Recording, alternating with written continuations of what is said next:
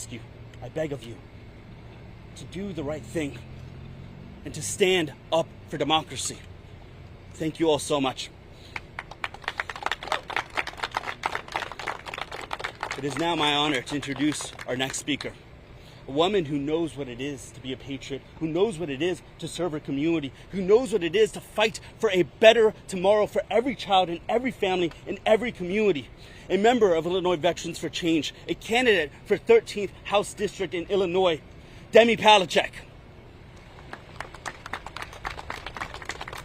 Good morning. Thank you everyone for coming to here today and listening to veterans, because we often are forgotten about and not listened to. So my name is Demi Palachek. I am in the National Guard. I have been for 14 years and still counting. I'm a lifelong activist, a Latina, and a Chicagoan who is sick and tired of ICE ruining our streets. For the last month, I've stood outside Broadview Detention Center every Friday, protesting alongside families and neighbors. Week after week, I watch little kids come up to the detention center with their siblings looking for their parents, only to find them knocking on the doors and them slamming the door on their face. But that's why I keep coming back, because no one in America should be treated like this. Every week, ICE escalates violence against us, peaceful protesters exercising our First Amendment rights. At first, they just ripped up our signs, but then they started shoving people and throwing us to the ground. Then came into the mob tactics, full-on tackles, dragging people away. They know that they can't arrest us just simply for protesting. So instead, they drag us away onto their property and give us felonies for trespassing. That's how they're silencing us. 2 weeks ago, I was grabbed, bruised, and shot with pepper spray, and then tear gas with canisters, simply for helping another peaceful protester. Last week, snipers on the top of the building flooded the entire block, not only against peaceful protests, clergy, but also neighbors and children. ICE has no regard for any human life. And let me be clear, these are not trained professionals. As a military member, I can tell you the way they are handling weapons is reckless and dangerous. I've seen ICE agents with fingers on their trigger, using real M16s, M9s, pointing them at people. They're just trigger happy, and there's no trigger discipline. They don't understand the deployment of trigger gas that they're doing, and also this level of escalation and incompetence, people will die. And for what? 70% of detained and no criminal record? Only 7% have a criminal violent past? And that's not even about removing criminals. If it was, then we wouldn't be at ICE, or we wouldn't be protesting here. ICE wouldn't be raiding schools at the drop-off line, workplaces, or families, or homes. This was never about lowering costs. It was never about energy or healthcare or groceries. This is to help billionaires. This is about scapegoating. It's about the immigrants used as political rods while private prison companies cash in away and while taking away our civil rights. The 14th Amendment guarantees equal protection to all persons, not just citizens. Yet today, journalists, peaceful protesters, and Latino communities are being profiled, beaten, and arrested for standing up for how they are just living. They want us to be afraid, and they want to divide us, because if they can strip one group from their rights, they can strip all of us from our rights. I keep thinking back when I was in school, learning about Germany in 1930. I always wondered how ordinary people would just stay silent. I told myself as a child, I would have spoken up, I would have acted, I would have done something. Well, now is that moment. It's happening again, right now in 2025.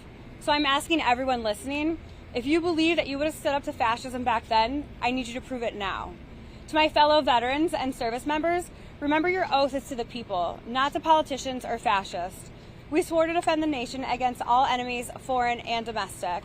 If our government turns its power against the innocent, then it's our duty to stand with the people. Thank you.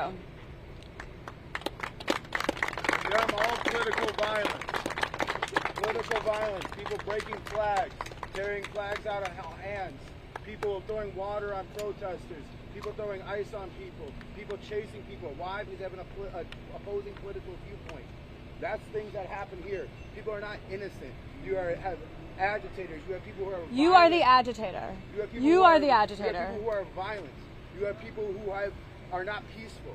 But you are not peaceful. When you have a flag that's broken in half, and because they want to rip the flag out of your hand, You have people who throw water on you. You have people who throw ice on you. You have people who chase you and try to swing at you. That's violent. That So is let's peaceful. not. That's not violent. That's not peaceful. So It's this is an violent. agitator, and he's been coming here and hurting Yes. people and screaming And I at have a people. First Amendment He right even to went stand here against to elected you. officials. If you support the First Amendment right as you claim, then I can stand here and voice my opinion just as much as you can. You cannot rip an American flag out of somebody's hand. You cannot break the American flag. That's shameful. That's disgraceful. That should never happen in this country. That is violence. That's hateful rhetoric, and that's something that you should not say. Okay, I love so my country. I'm going to introduce the next veteran who actually serves our country and does something for our country.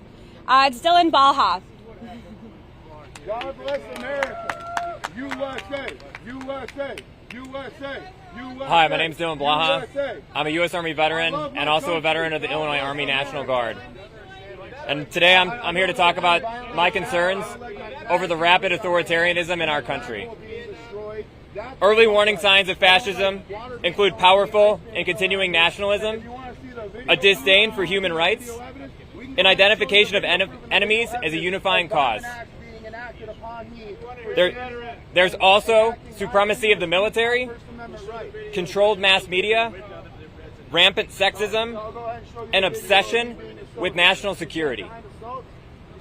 Over the past few months, President Trump has slowly normalized the use of the military in American cities. First, in June, he illegally deployed the California National Guard to Los Angeles to stand in front of a few federal buildings in order to waste $120 million taxpayer dollars, while scaring the American public in the process. Then, in August, Trump activated the D.C. National Guard under a false crime narrative. Shortly after, he threatened to deploy the National Guard to the streets of Chicago. On Saturday, he told Pete Hegseth to deploy the military to, quote, war-ravaged Portland, and he told them to use, quote, full force. This is what authoritarians do. Crime is not up in major American cities. It's down. This isn't about crime, though. This is a power grab. On Tuesday, he suggested to a room full of military generals and admirals that the U.S. military could use cities like Chicago as a training ground. He told our top military leaders to prepare for a war against an enemy from within. Last week, he also signed a directive called NSPM 7 to criminalize speaking out against the government. The U.S. military is not a law enforcement force. Federalized forces cannot serve as domestic law enforcement under the Posse Comitatus Act unless the president declares an insurrection. National Guard deployed under state orders can sometimes assist local law enforcement, but our leaders aren't asking for it. With every military deployment, our president slides the Overton window further to the right. Things that once seemed unthinkable and radical now seem acceptable or even sensible. Our president's actions have dismantled established norms that limit the military's role in domestic affairs. Organizations like the ACLU and the Brennan Center have warned that deploying the military against civilians poses an intolerable threat to individual liberty and is dangerous for American democracy. Let's call it like it is. Our president wants to use the U.S. military as his personal police force to target his political enemies and our immigrant communities. I wish I had all the answers, but I don't. All military service members must disobey unlawful orders, so I ask our military leaders to start there. To everyone else, it's important to note how abnormal this moment is. Tell your friends, tell your family, tell anyone who will listen. This is not normal, and we cannot allow the presence of the U.S. military and ICE in our cities to become the new normal. Thank you.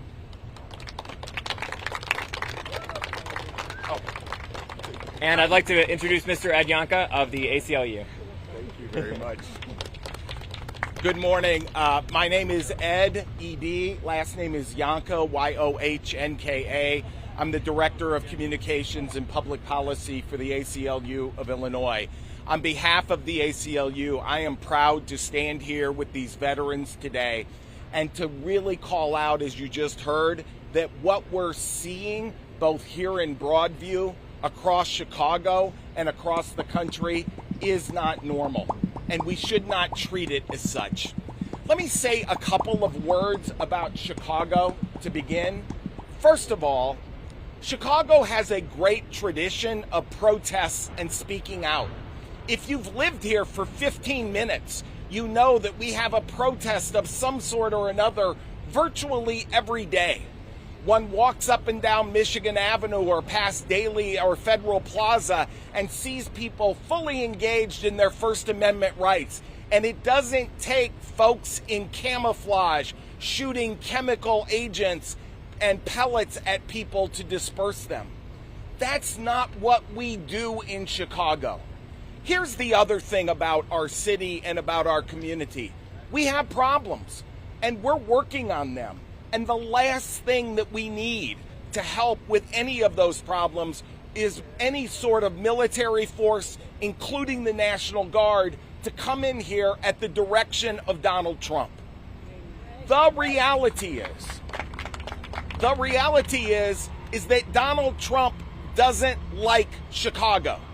And he doesn't like Chicago not because he's got a building here.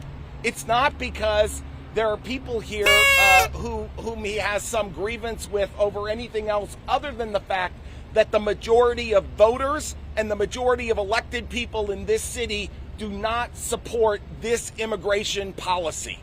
That is why Chicago is on the list to be targeted with this kind of deployment. So in closing, let me just say it is incredibly dangerous to see the military used in a domestic situation like this.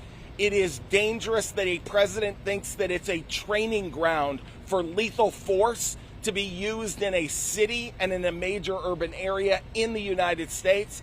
And it is disturbing to see a president who believes that sweeping people up off the street with military force somehow makes our country greater. We're better than this, and we need to speak out. Thank you all very much.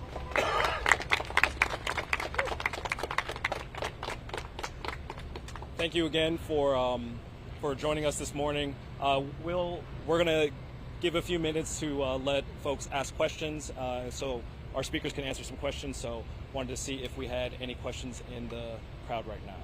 Yeah, Dana, would you like to say something?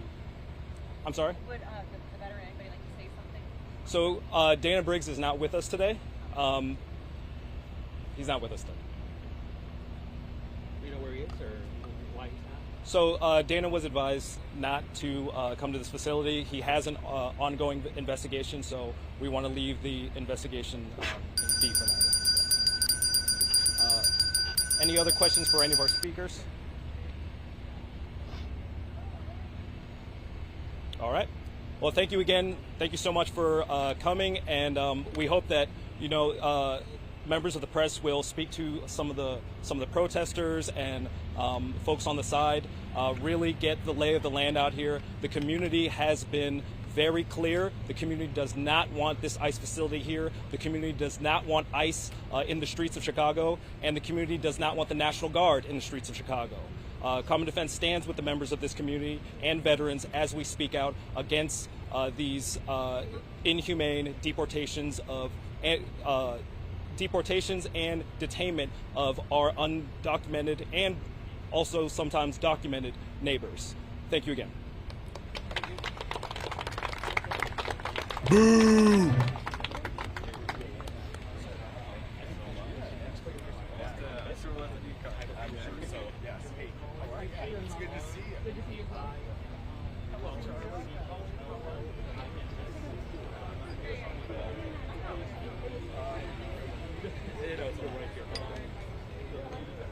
Mails. So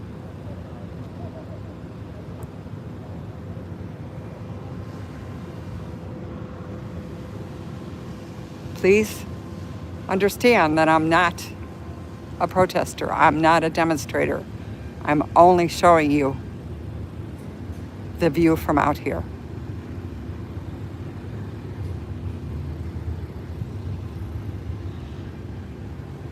And saying vile things in chat, you're just sort of yelling into the wind. No one sees my chat. I'm a very small channel.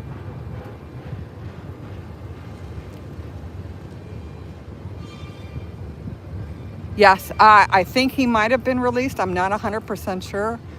Again, we don't get very much information out here. And I don't think anybody's really gotten too much information because it is the ICE agents that arrested them. It's very hard to get any kind of information.